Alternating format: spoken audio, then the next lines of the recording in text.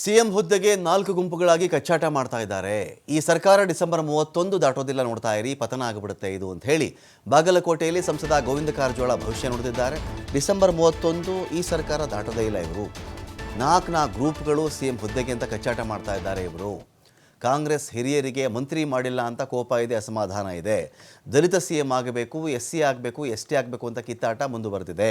ಎರಡನೇದಾಗಿ ಲಿಂಗಾಯತರು ಸಿಎಂ ಆಗಬೇಕು ಅಂತ ಕೂಡ ಒತ್ತಡ ಜಾಸ್ತಿ ಆಗ್ತಾ ಇದೆ.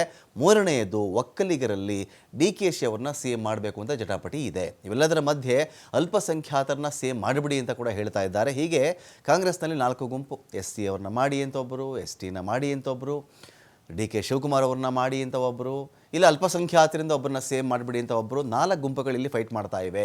ಕುರ್ಚಿಗಾಗಿ ತಿಕ್ಕಾಟ ಜಾಸ್ತಿ ಆಗಿದೆ. ಈ ಸರ್ಕಾರ ಡಿಸೆಂಬರ್ 31 ದಾಟಲ್ಲ ಅಂತ ಹೇಳಿ ಗೋವಿಂದ ಕಾರಜೋಳ ಅವರು ಮಾತಾಡಿದ್ದಾರೆ.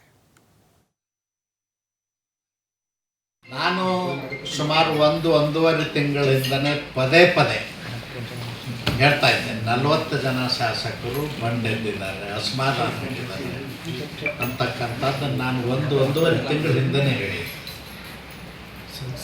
ಬರೀ 42 ಜನ ಇಲ್ಲ, ಸುಮಾರು ಇವತ್ತಿಗೆ 70-80 ಜನ ಇವತ್ತು ಅಸಮಾಧಾನ ಆಗಿದೆ.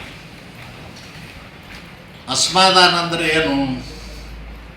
ಅವರೆಲ್ಲರೂ ಆರೋಪ ಮಾಡ್ತಕ್ಕಂಥದ್ದು 2 ವರ್ಷ ಆಯಿತು ನಾವು ಅಧಿಕಾರಕ್ಕೆ ಬಂದು. ಒಂದೇ ₹1 ಕೆಲಸ ಯಾವುದೇ ಗ್ರಾಮದಲ್ಲಿ ನಮ್ಗೆ ಮಾಡಲಿಕ್ಕಾಗಿಲ್ಲ.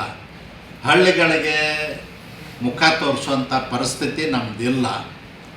ಜನ ನಮಗೆ ಚೀಮಾರಿ ಹಾಕ್ತಾ ಇದ್ದಾರೆ ಅಂತಕ್ಕಂಥದ್ದನ್ನು ಹೈಕಮಾಂಡ್ಗೆ ಈಗಾಗಲೇ 70-80 ಜನ ಹೋಗಿ ದೂರನ್ನು ಸಲ್ಲಿಸಿದ್ದಾರೆ. ಖರ್ಗೆ ಅವ್ರ ಮುಂದೆ, ಮಲ್ಲಿಕಾರ್ಜುನ್ ಖರ್ಗೆ ಅವ್ರ ಮುಂದಾಗಿರ್ಬೋದು, ರಾಹುಲ್ ಗಾಂಧಿ ಅವ್ರ ಮುಂದಾಗಿರ್ಬೋದು, ತಮ್ಮ ಅಳಲನ್ನು ತೋಡ್ಕೊಂಡಿದ್ದಾರೆ. ಕೆಲವರು ಬಹಿರಂಗವಾಗಿಯೇ ಈಗ 42 ಜನ ಲೆಟ್ರೇ ಕೊಟ್ಟಿದ್ದಾರೆ. ಕೊಟ್ಟು ಇವತ್ತು ರಾಜ್ಯದಲ್ಲಿ ಪರಿಸ್ಥಿತಿ ಸರಿ ಇಲ್ಲ, ಮಂತ್ರಿಗಳೆಲ್ಲರೂ ಭ್ರಷ್ಟರಾಗಿದ್ದಾರೆ,